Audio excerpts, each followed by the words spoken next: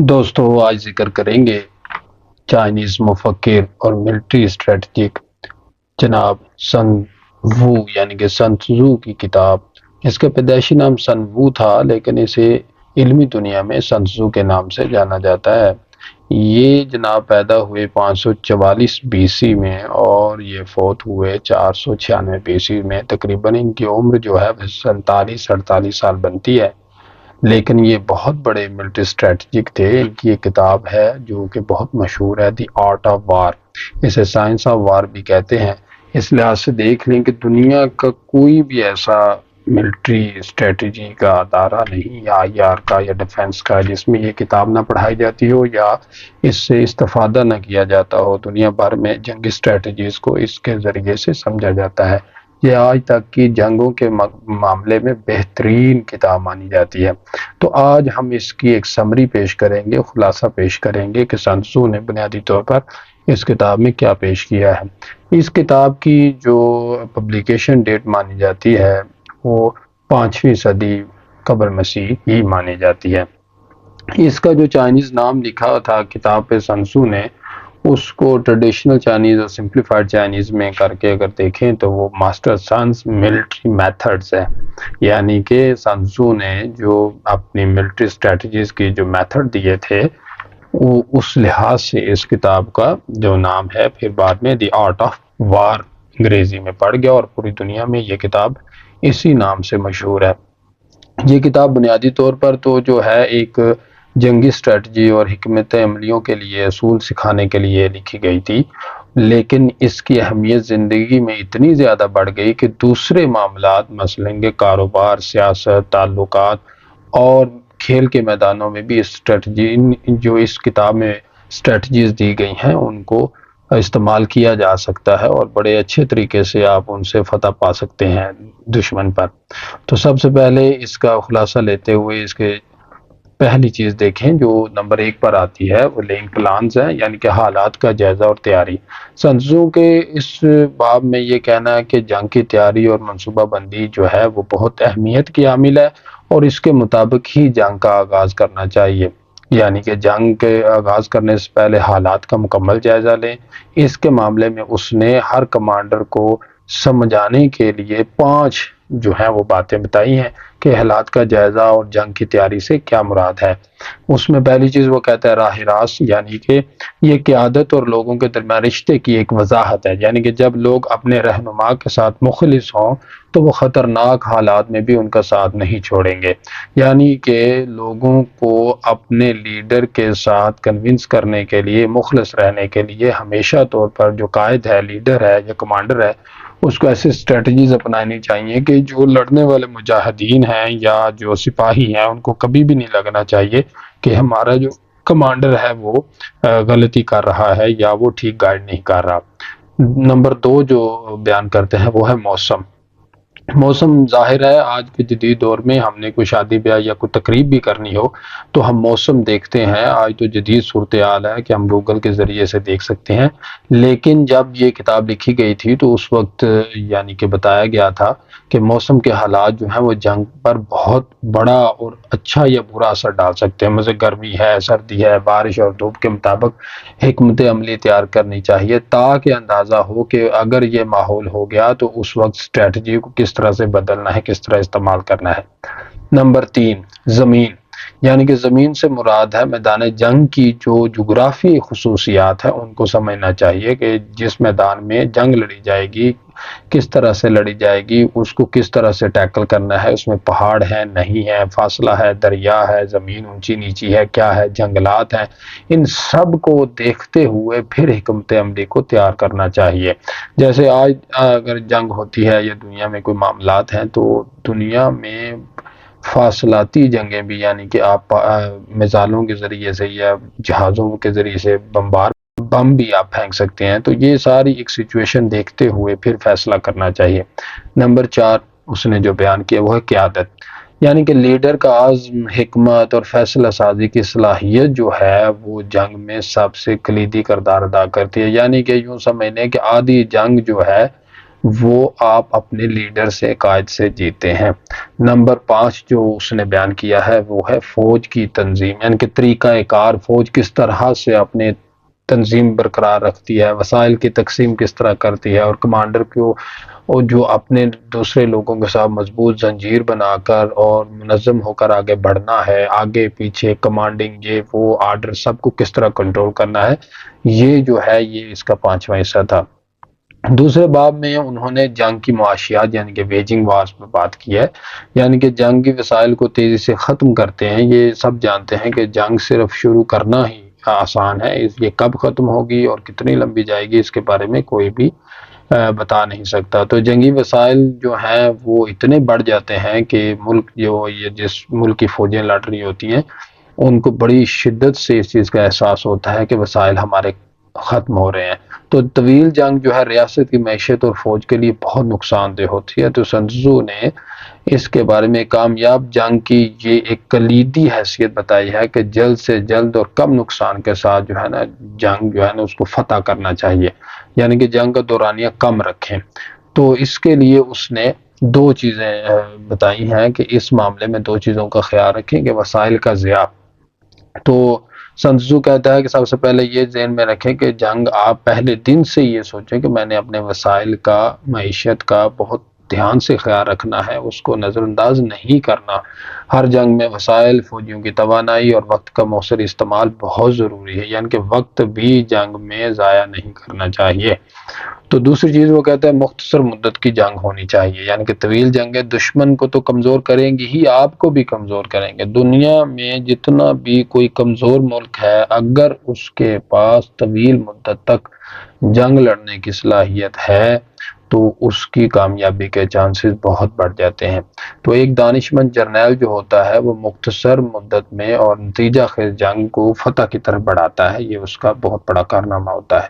Number 3 جو ہے وہ حملے کی حکمت عملی ہے، یعنی اٹیک بائی اسٹریٹجم، یعنی کہ سن تزو کا یہ نظریہ ہے کہ جنگ میں فتح کا سب سے بہترین طریقہ یہ ہے کہ دشمن کو لڑنے کے بغیر ہی شکست دی جائے۔ یعنی کہ آج آپ دیکھ لیں کہ سوشل میڈیا سے ہائپر ریالٹی اور مختلف طریقوں سے ایسی ایسی باتیں پھیلا دی جاتی ہیں کہ دشمن جو ہے وہ خود سمجھنے لگ جاتا ہے کہ میں جنگ ہار رہا ہوں، حالانکہ ایسا نہیں ہوتا۔ مثلا یہ بھی خبر پھیلا دی جاتی ہے کہ جو دشمن ہے اس کا لیڈر مر گیا۔ تو یہ باب دشمن کو مات دینے کے مختلف حکمت عملیوں کا بیان کرتا ہے کہ کس طرح سے ایسی حکمت عملیاں اپنانی چاہیے کہ اٹیک کیے بغیر، یعنی کہ لڑے بغیر، میدان میں فوجیں اتارے بغیر ہی دشمن یوں سمجھ لے کہ میں کمزور ہوں یا میں جلد شکست کھا جاؤں گا۔ تو اس کے لیے بھی اس نے 3 باتیں بتائی ہیں کہ سب سے اعلیٰ کامیابی، یعنی کہ بہترین کمانڈر وہ ہے جو اپنے دشمن کو لڑنے کے بغیر ہی شکست دے دے، یہ حکمت عملی میں سب سے اہم پوائنٹ ہے۔ دوسرا، حکومتوں کو تباہ نہ کریں، یعنی کہ دشمن کی حکومت یا معیشت کو مکمل تباہ کرنے کے بجائے اسے قابو میں لانا زیادہ مؤثر ہے تاکہ وہ دوبارہ ابھر نہ سکے۔ یعنی کہ آپ بالکل تباہ کر دیں گے تو وہ پھر سے اسٹیبلش ہو سکتے ہیں۔ اس کے لیے ہمارے پاس جاپان کی مثال ہے، جرمنی کی مثال ہے، جو مکمل حکومتیں تباہ ہوگی لیکن پھر اسٹیبلش ہوگی۔ لیکن اگر آپ دیکھیں سن تزو یہ کہتا ہے کہ دشمن کی حکومت اور معیشت کو تباہ نہیں کریں بلکہ یوں کریں ان پہ قبضہ کر لیں۔ قبضہ کرنے سے وہ آپ کے ماتحت رہیں گے، جس سے آپ ان کو کبھی بھی کہیں بھی کسی بھی طریقے سے کنٹرول کر سکتے ہیں۔ نمبر 3 جو حکمت عملی کے بارے میں وہ بتاتا ہے وہ ہے نفسیاتی جنگ، یعنی کہ دشمن کے کمانڈر کو ذہنی اور نفسیاتی طور پر الجھا دیں، اس کی ایسی منصوبے بندی کریں کہ اس کی طاقت بے اثر ہو کے رہ جائے۔ یہ سائیکالوجیکلی دشمن کے کمانڈر کو اگر آپ یہ چیز باور کروا دیتے ہیں کہ سن تزو کہتا ہے کہ اس کو لگے کہ میں بہت الجھ گیا ہوں یا میرا سامان ختم ہو جائے گا یا میں جنگ ہار رہا ہوں، تو اس چیز سے وہ بوکھلا جائے گا، بوکھلاتے ہی وہ بیک ورڈ پہ جانا شروع ہو جائے گا۔ نمبر 4 جو اس کتاب میں بیان کیا گیا ہے وہ ہے چوکس رہنا اور اپنے دشمن کو جاننا، یعنی کہ ٹیکٹیکل ڈسپوزیشنز، چوکس رہنا اور اپنے دشمن کو جاننا۔ یعنی کہ سن تزو اس بات پہ زور دیتا ہے کہ جنگ میں خود کو محفوظ رکھنا سب سے پہلی ترجیح ہونی چاہیے، یعنی کہ اپنے سپاہیوں کو اور اپنے کمانڈر جو ہے وہ اپنے آپ کو سب سے پہلے جو ہے نا محفوظ کرے، اگر وہ زندہ ہوگا تو جنگ لڑے گا۔ تو اسے حاصل کرنے کے لیے آپ خود کو اور اپنے دشمن کو جاننا بہت ضروری ہے۔ اس کے لیے وہ 3 آگے بتاتا ہے کہ کیا کرنا چاہیے۔ اس کہتا ہے خود آگاہی، یعنی کہ اپنی طاقتوں اور کمزوریوں کا اندازہ سب سے پہلے آپ کو ہونا چاہیے، میں کس فیلڈ میں طاقتور ہوں، کس فیلڈ میں کمزور ہوں۔ نمبر 2، دشمن کی معلومات، دشمن کی چالوں، حکمت عملیوں اور ارادوں کا آپ کو پہلے سے علم ہونا چاہیے۔ یہ اگر آپ کو اندازہ نہیں ہے کہ دشمن کتنا مضبوط یا کتنا کمزور ہے تو آپ جنگ کو صحیح طریقے سے لڑ نہیں سکتے۔ نمبر 3، دفاع کی تیاری، اپنے دفاع کو اس طرح ترتیب دیں کہ دشمن کو آپ پر حملہ کرنا مہنگا پڑ جائے۔ ایک ہوا کریٹ کر کے رکھیں جو کہ دشمن یہ سوچے کہ نہ جانے میں نے حملہ کیا تو کیا ہو جائے گا، یہ ہو جائے گا، یہ بھی ایک اسٹریٹجی ہے اس کی۔ تو نمبر 5 جو چیپٹر آتا ہے وہ جغرافی اور ماحول کا استعمال، یعنی کہ کس طرح سے جنگ کو فتح کرنے کے لیے آپ طاقت پر ہی صرف انحصار نہیں کر سکتے بلکہ میدان جنگ کے حالات اور جغرافیے پر بھی نظر ہوگی۔ پہلے بھی ہم نے جغرافیے پہ بات کی ہے انہوں نے، لیکن یہاں وہ ماحول، جغرافیہ اور حالات کی بات کرتے ہیں، یعنی کہ وہ بتاتے ہیں فطری ماحول کا استعمال، یعنی کہ اس طرح سے نیچرلی جو اس لینڈسکیپ ہے یا وہ ماحول ہے اس کو اس طرح سے استعمال کریں کہ وہ آپ کی طاقت بن جائیں، بجائے یہ کہ آپ کو ریزسٹ کریں، آپ کے لیے مسائل کریٹ کریں۔ مثلا دریا، اس طرح سے دریا کو یوز کریں کہ دریا آپ کی طاقت بن جائے، پہاڑ آپ کی طاقت بن جائے۔ اگلی جو بات وہ کرتے ہیں وہ ہے سورج اور چاند کا فائدہ، یعنی کہ روشنی اور موسم کے حالات کو اپنے حق میں استعمال کریں۔ رات ہے تو چاند کو استعمال کریں، دن ہے تو سورج کو استعمال کریں، ہواؤں کا استعمال کریں، اور یہ وہ سارا کچھ۔ نمبر 3، اسی تناظر میں وہ کہتے ہیں توانائی اور رفتار، یعنی کہ فوج کی توانائی کا مناسب استعمال کریں، درست وقت پر حملہ کامیابی کی کلید ہے۔ یہ آج تو ہمیشہ یہ لگتا ہے کہ یہ باتیں بہت سادی ہیں، لیکن یہ سادی باتیں نہیں ہیں۔ جنگ کے دوران یہی باتیں سمجھنا سب سے مشکل ہو جاتا ہے کہ کب، کس وقت، کہاں سے حملہ کرنا ہے، کس جگہ پہ کرنا ہے، کس جگہ پہ نہیں کرنا، اور فوج کو کتنا آگے بڑھانا ہے، کتنا، جیسے جیسے فوج آگے جائے گی آپ کا خرچ جو ہے وہ ڈبل ٹرپل ہوتا جائے گا۔ اس کی وجہ یہ ہے کہ فوج کو پیچھے سے جو رسد یا کمک پہنچے گی اس کا فاصلہ بڑھ جائے گا، اور آگے سے جو ہے اس کے خطرات بھی بڑھ جائیں گے۔ تو یہ بھی چیز مد نظر رکھنی ہوتی ہے۔ نمبر 6 جو اس کتاب میں وہ بتاتے ہیں وہ ویک پوائنٹس اینڈ اسٹرانگ، یعنی کہ کمزوری اور طاقت۔ سنزو کہتا ہے کہ دشمن کے کمزور پہلوؤں کو تلاش کریں اور وہاں حملہ کریں، اور اپنے مضبوط پہلوؤں کو دشمنوں کے حملوں سے محفوظ رکھیں۔ یعنی کہ سیدھی سی بات ہے کہ اگر آپ مضبوط پہلو آپ کا یعنی کہ ختم ہو جاتا ہے یا جنگ میں تباہ ہو جاتا ہے تو آپ کیسے جنگ لڑ سکتے ہیں، ادھر سے کمک نہیں پہنچا سکتے، فائر نہیں کر سکتے۔ اور دشمن کے کمزور پہلوؤں کو جب آپ اس کو تباہ کریں گے تو بہت سارے فلاز اور گیپس آپ کو مل جائیں گے، کیونکہ مضبوط پہلو جو جیسے آپ نہیں ٹوٹنے دینا چاہتے، ویسے ہی مضبوط جو ان کے ادارے ہیں، جگہیں ہیں جہاں سے وہ زیادہ کمک پہنچا سکتے ہیں، رسد پہنچا سکتے ہیں، وہ بھی دشمن بھی آپ کا اس پہ حملہ نہیں کرنا دے گا۔ تو جب کمزور جگہ جو ٹوٹے گی تو اس سے کیا ہوگا کہ آپ کو وہاں سے داخل ہونے میں آسانی ہوگی، تو آپ مضبوط تک بھی پہنچ جائیں گے۔ اس کے لیے اس نے 2 باتیں بتائی ہیں۔ وہ کہتا ہے کہ آپ کی جو حکمت عملی ہے اس میں ایک قسم کی لچک ہونی چاہیے۔ لچک سے مراد وہ یہ لیتا ہے کہ آپ اپنی اسٹریٹجی کو آن دا اسپاٹ، یعنی کہ موقع کے اوپر دیکھتے ہوئے سچویشن، حالات کے مطابق چینج کر سکتے ہیں، اپنی حکمت عملی میں لچک پیدا کر سکتے ہیں کہ یہاں مجھے حملہ کرنا ہے، نہیں کرنا، یہاں سے ہٹ جانا ہے، خاموشی کرنی ہے، شور ڈالنا ہے، کیا کرنا ہے۔ نمبر 2 وہ کہتا ہے کہ دشمن کی کمزوریوں کا فائدہ اٹھائیں، دشمن کی صفوں میں کمزوریاں تلاش کریں اور وہاں حملہ کریں۔ یہ جو پہلے بات ہوئی ہے۔ نمبر 7 وہ یہ کہتا ہے کہ مقامی حکمت عملی، مینیورنگ وہ اس کو کہتا ہے۔ تو اس باب میں سنزو ہے جنگ میں حرکت اور ہنر کی اہمیت میں بات کرتا ہے۔ دیکھیں کہ جنگ کے اندر کسی بھی انسان کے اوسان جو ہیں وہ قائم نہیں رہتے، تو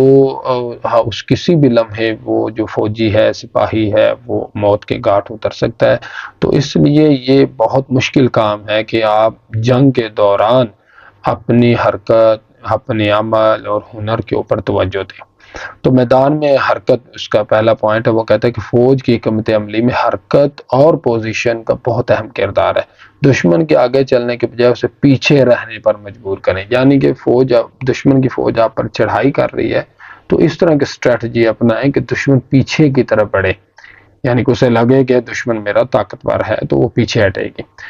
نمبر 2 وہ کہتا ہے فوری فیصلہ سازی، یعنی میدان جنگ میں فیصلہ سازی میں تاخیر کامیابی کے جو امکانات ہیں ان کو بہت کم کر دیتی ہے۔ یعنی کہ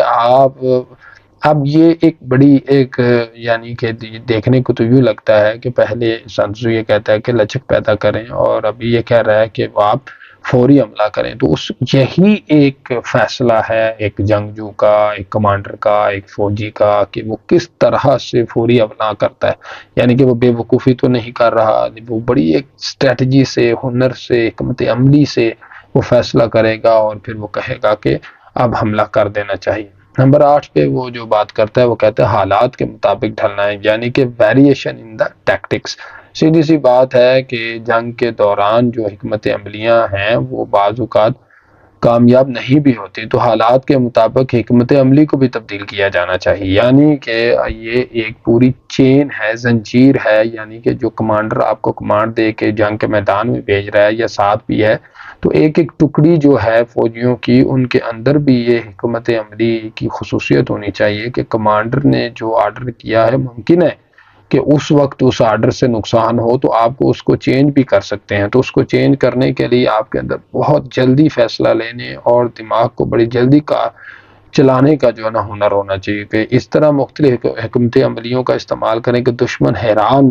ہو جائے، اور مختلف طریقے استعمال کریں تاکہ اس کو سنبھلنے کا موقع نہ ملے۔ تغیر اور لچک لے کر آئیں، جنگ کے دوران مختلف حکمت عملیوں کو بدلیں، پلٹا کھلائیں، اور وہ یوں لگے کہ جیسے فوری طور پر ابھی یہ کر رہا ہے، دائیں ہاتھ کی دکھا کر بائیں سے یعنی کہ حملہ کریں۔ مشکل کام ہے، ظاہر ہے ایک فوجی جانتا ہے یہ کتنی ایک بڑی بات انہوں نے کی ہے۔ تو نمبر جو 9 پہ انہوں نے لکھا ہے دا آرمی آن دا مارچ، یعنی کہ یہ آرمی آن دا مارچ کا مطلب ہے کہ جب فوج آگے بڑھتی ہے، میدان جنگ میں اترتی ہے، تو فوج کی حرکت کہہ لیں، تو فوج کی حرکت جو ہوتی ہے وہ راستے کا انتخاب اور دشمن کے میدان میں داخل ہونے سے پہلے کی منصوبہ بندی، یہ سارا کچھ ملا کے ہی آپ کی جو ہے وہ فوج کو کامیابی مل سکتی ہے۔ یعنی کہ فوج جن راستوں پہ ٹریول کرے گی وہ راستوں کی خبر ہونی چاہیے، ان سب کا پتہ ہونا چاہیے، کتنے دریا ہیں، کتنے پہاڑ ہیں، کتنے جنگل ہیں، اور دشمن وہاں پر آ سکتا ہے یا نہیں آ سکتا، یہ ساری چیزیں آپ کو پتہ ہونی چاہیے۔ جس کے لیے راستوں کا انتخاب، فوج کے لیے بہترین راستے کا انتخاب کریں تاکہ فوجی تھکن سے بچیں اور دشمنوں کے حملوں سے محفوظ رہیں، اور اپنے مقام جو جس پر اس نے جا کے دفاع اور حملے کے لیے پہنچنا ہے وہ وہاں پہنچے، اور دفاع اور حملہ میدان جنگ میں داخل ہونے سے پہلے دفاع اور حملے کی حکمت عملی کو طے کریں۔ حکمت عملی پہلے طے کریں، لیکن یاد رہے کہ موقع کے اوپر آپ اس کو چینج کر سکتے ہیں، بدل سکتے ہیں۔ نمبر 10 پہ وہ بات کرتا ہے کہ دشمن کے خلاف جو حربے ہیں آپ کے، یعنی کہ اٹیکنگ ود فائر، یعنی کہ آگ کا استعمال، وہ کہتا ہے کہ دشمن کے اوپر زیادہ سے زیادہ کریں۔ اب دیکھیں کہ جس دور میں سنتزو نے یہ کتاب لکھی ہے اس وقت یہ بہت بڑا ایک کام تھا کہ آگ کے ذریعے سے دشمن پر حملہ کرنا، اس کی املاک جل جائیں گی، درخت جل جائیں گے، لوگ آگے نہیں بڑھ سکیں گے، تو اس میں ایک ٹیرر اور خوف پھیل جائے گا دشمن میں۔ لیکن دشمن کے رسد اور سامان کو تباہ کرنے کے لیے آگ کا استعمال بھی بہترین استعمال ہے۔ آگ کی طاقت، وہ کہتا ہے دشمن کے وسائل اور خوراک کو تباہ کریں گے تو آگ اس کا بہترین حل ہے، یعنی کہ دشمن اس کو آگ کو بجھائے گا کہ آپ سے لڑے گا۔ دوسرا، دشمن کو کمزور کرنے کے لیے، دشمن کی معیشت، وسائل اور فوج کو کمزور کرنے کے لیے آگ جو ہے وہ بہترین چیز ہے۔ یعنی کہ اب جدید دور ہے تو آپ دیکھیں بم ہے، آپ کے پاس کچھ گرنیڈ ہیں اور وہ مختلف چیزیں ہیں، میزائل ہیں، اس کے علاوہ ایسی گن آ چکی ہیں جن کے فائر کرنے سے آگ پھیل سکتی ہے، یا فائر گن بھی ہوتی ہے جس سے آگ نکلتی ہے، وہ دشمنوں کو جلاتی ہے، پیچھے ہٹاتی ہے، ان کا مال، اسباب، وسائل، معیشت کو کمزور کرتی ہے۔ تو آگ کو بہت اہم قرار دیا ہے سنتزو نے جنگ کے دوران۔ آخری جو نقطہ سنتزو نے بیان کیا ہے وہ ہے یوز آف سپائز، یعنی کہ جاسوسی کا نظام اور جاسوسی اور معلومات کا استعمال، یہ بہت اہم، یہ تو ہم ویسے بھی جانتے ہیں، جاسوسی کے بغیر آپ جتنے اوپر والے پوائنٹس ہیں یعنی کہ 10-12 وہ آپ کبھی کامیابی سے انجام نہیں دے سکتے۔ یعنی کہ جاسوس جو ہیں وہی آپ کو بتائیں گے راستے کیسے ہیں، دشمن تیاری کیا کر رہا ہے، میدان جنگ کے حالات کیسے ہیں، یہ سارا کچھ وہ آپ کو جاسوس بتائیں گے۔ تو اس لیے وہ جاسوسوں کی 5 قسمیں بتاتا ہے، تو اس لیے ضروری ہے کہ دشمن پر برتری لینے کے لیے ان 5 قسم کے جاسوسوں پر بھی بات کی جائے۔ تو وہ پہلے جاسوس کہتا ہے لوکل سپائز، مقامی جاسوس۔ یہ وہ کہتا ہے کہ یہ وہ جاسوس ہوتے ہیں جو دشمن کے علاقے کے مقامی لوگ ہوتے ہیں، ان کا کام دشمن کے علاقے اور حالات کی معلومات فراہم کرنا ہوتا ہے۔ مقامی لوگوں کو بھرتی کیا جاتا ہے، ان سے علاقے کی جغرافیائی، معاشرتی اور معاشی معلومات حاصل کی جاتی ہیں جو جنگی منصوبہ بندی میں مدد دیتی ہیں۔ یعنی کہ یوں کہہ لیں کہ جب ہم کسی اور بندے دشمن کے ساتھ مل جاتے ہیں تو دشمن کی ایک ہمدردیاں ہمارے ساتھ جڑ جاتی ہیں، وہ ظاہر ہے ہمیں لگتا ہے یہ ہمارا ساتھی ہے اور ہمارے اپنے لوگ جو ہیں وہ ہمیں ہمارے حق نہیں دے رہے، اور اس طرح مختلف ملکوں میں اس طرح کی پراکسی وارز یا سول وارز چلتی رہتی ہیں اور چھوٹی چھوٹی تحریکیں اٹھتی رہتی ہیں، اس میں بہت زیادہ جو فائدہ پہنچتا ہے وہ دشمن کو فائدہ پہنچتا ہے۔ یعنی کہ دشمن مقامی لوگوں کو مقامی حکومتوں کے خلاف اکسا کر اپنے مطالب جو ہے نا وہ حاصل کرنے کی کوشش کرتا رہتا ہے۔ نمبر 2 وہ کہتا ہے انسائیڈ سپائز، یعنی کہ اندرونی جاسوس۔ یہ وہ جاسوس ہوتے ہیں جو دشمن کی فوج یا حکومت کے اندر موجود ہوتے ہیں۔ یہ 2 طرح سے ہو سکتے ہیں، وہ کہتا ہے کہ یا تو یہ ہے کہ آپ کے بندے دشمن کی حکومت میں یا فوج میں بھرتی ہو جائیں یا وہاں پر الیکٹ ہو جائیں،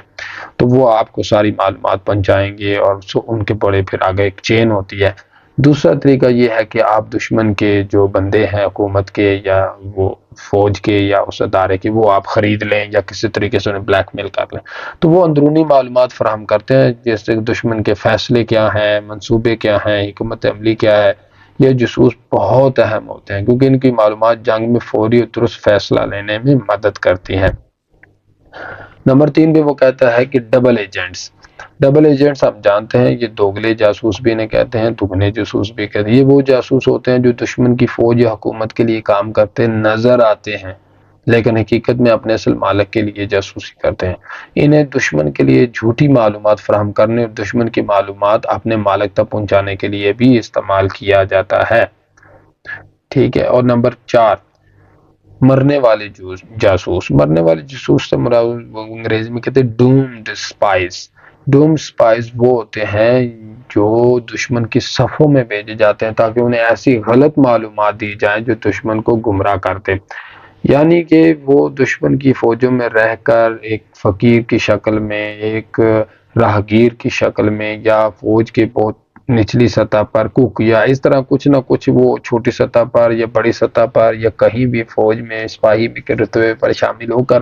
یہ ایسی خبریں پھیلا دیتے ہیں کہ جس سے یہ ہوتا ہے کہ دشمن کے اندر کمزوریاں پھیلنا شروع ہو جاتی ہیں، اور کمزوری سب سے پہلے نچلی سطح سے پھیلتی ہے۔ یعنی کہ اگر ایک سپاہی کا اپنے کمانڈر پر ایمان یا اخلاص کمزور ہو جائے